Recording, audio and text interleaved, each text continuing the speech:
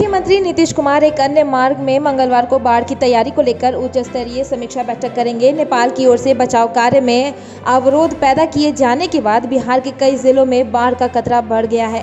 CM की एक सप्ताह में यह दूसरी बैठक होगी। बता दें कि भारत नेपाल के बीच सीमा विवाद गहराता जा रहा है।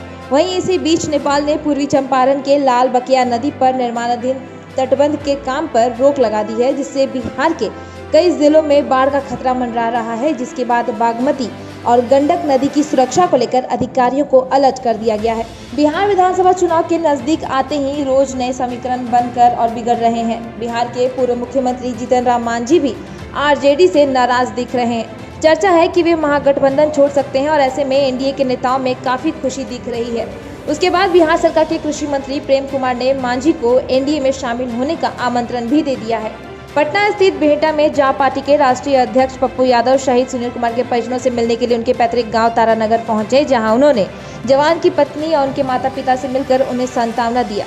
वहीं मौके पर उन्होंने शहीद के बच्चे की शिक्षा का पूरा खर्च उठाने की घोषणा की। इसके अलावा पप्पू यादव ने जाप पार्टी की ओर से शहीद जवान के परिजन को 50,000 रुपए की आर्थिक मदद और 2 महीने के अंदर शहीद सुनील की प्रतिमा लगाने का वादा भी किया। भारत के साथ सीमा विवाद के बीच नेपाल ने उकसाने वाला कदम उठाते हुए सीमा पर बन रहे नदी तटबंध का मरम्मत कार्य रोक दिया है, जिससे बिहार में बाढ़ का खतरा पैदा हो गया है। बिहार सरकार के जल संसाधन मंत्री संजय कुमार झा ने सोमवार को कहा कि वाल्मीकि नगर में गंडक बैराज के 30 गेट हैं, जिनमें से 18 नेपाल की तरफ है। वहीं नेपाल ने वहां बैरियर लगा दिए हैं, जो पहले कभी नहीं हुआ था। रविवार को बैराज के 1.5 लाख क्यूसेक पानी छोड़ा गया था। वहीं अगर बाढ़ से निपटने वाली सामग्री और हमारे अधिकारी नहीं पहुंचे तो स्थिति बेहद गंभीर हो सकती है। 22 जून को वीडियो कॉन्फ्रेंसिंग के माध्यम से सूचना एवं जनसंपर्क विभाग के सचिव अनुपम कुमार ने बताया कि कोरोना संक्रमण की वर्तमान स्थिति को लेकर लगातार समीक्षा की जा रही है। वहीं उन्होंने बताया कि कोमॉर्बिडिटी के मामले को लेकर ज्यादा सजग रहने की आवश्यकता है। इसको लेकर मुख्य सचिव और स्वास्थ्य विभाग को कहा गया है कि सभी जिलाधिकारियों के साथ समीक्षा कर इसकी व्यवस्था सुनिश्चित करें। बिहार में कोरोना का कहर लगातार बढ़ रहा है और आए दिन तरह तरह के मामले भी सामने आ रहे हैं। वायरस की चपेट में आकर अब तक 55 लोगों की मौत हो चुकी है, तो वहीं संक्रमितों की संख्या भी लगातार बढ़ती जा रही है। बिहार में बीते 24 घंटे के दौरान 228 लोगों में कोरोना संक्रमण की पुष्टि हुई है और अब संक्रमितों की कुल संख्या बढ़कर 7,893 हो गई है। पटना में गलवान वैली में शहीद हुए 20 भारतीय जवानों को याद में पटना में तिरंगा यात्रा निकाली गई। इस यात्रा में चीन विरोधी नारे लगाए गए।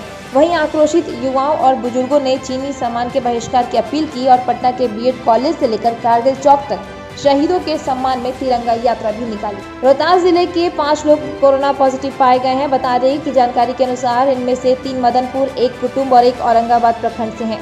वहीं जिला सूचना जनसंपर्क पदाधिकारी धर्मवीर सिंह ने इस बात की जानकारी दी। नवादा जिले के रजौली थाना क्षेत्र के डाक बंगला चौक पर एक व्यापारी के घर में देर रात चोरों ने उत्पात मचाकर ताला तोड़कर घर का, आपको बता दें कि लगभग लाखों की संपत्ति लूटकर फरार हो गए। वहीं घटना को लेकर मकान मालिक प्रसाद ने लिखित आवेदन देकर थाने में प्राथमिकी दर्ज कराई है।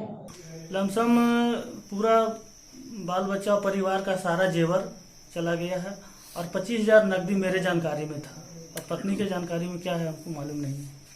जेवर और नगद समेत लमसम 3 लाख रुपया। 3 लाख रुपये से ऊपर ही होगा, लेकिन कम नहीं। कोई शंका या कोई आधार?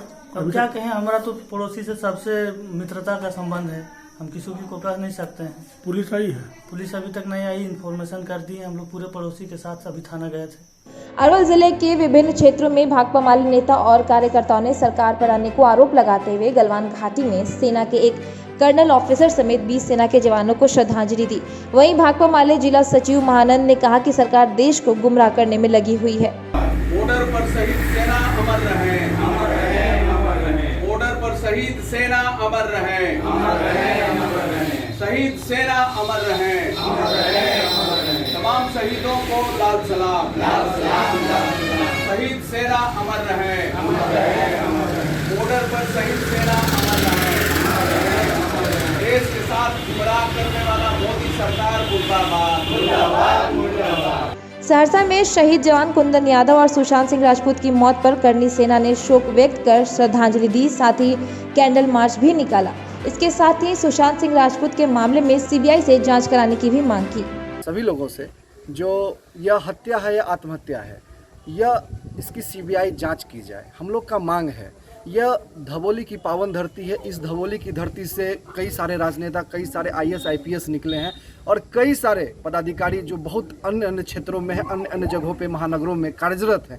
हम उनसे कहना चाहते हैं, हम लोग तो प्रखंड में कार्यक्रम कर रहे हैं, शहर में कार्यक्रम कर रहे हैं। मैं कहना चाहता हूं हमारे कोसी सीमांचल के जितने भी पदाधिकारी बड़े बड़े महानगरों में हैं, उन लोग भी अपने तरफ से जो है सार्थक कदम उठाएं और सुशांत सिंह की हत्या की निष्पक्ष जांच के लिए केंद्र सरकार और गृह मंत्रालय से जो है वो प्रेशर बनाएं, जितना जल्द हो सके इस हत्या का जो है खुलासा हो।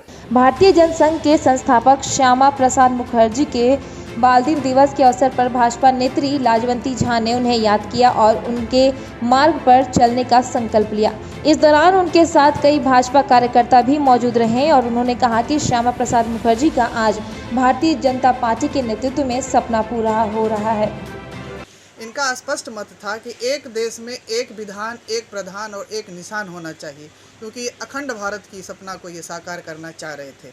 लेकिन हमारे जो पूर्व के पार्टी रहे, पूर्व के नेतागण रहे, वो इस चीज़ पे कभी अमल नहीं किए और इसलिए इन्होंने कांग्रेस से अपनी इस्तीफ़ा देके, कांग्रेस के मंत्री पद से त्यागपत्र देके भारतीय जनसंघ की स्थापना की। आज पूरे 66 वर्ष हो गया भारतीय इनके बलिदान को और उसी दिन से पूरे देश में जो है अखंड भारत की सोच को आगे बढ़ा रही है भाजपा और आज देख रहे हैं उसका नतीजा ये है कि कश्मीर में भी पूरे भारत में जो नियम, जो संविधान, जो निशान, जो प्रधान का नियम है, वही चीज़ आज वहाँ भी चल रही है।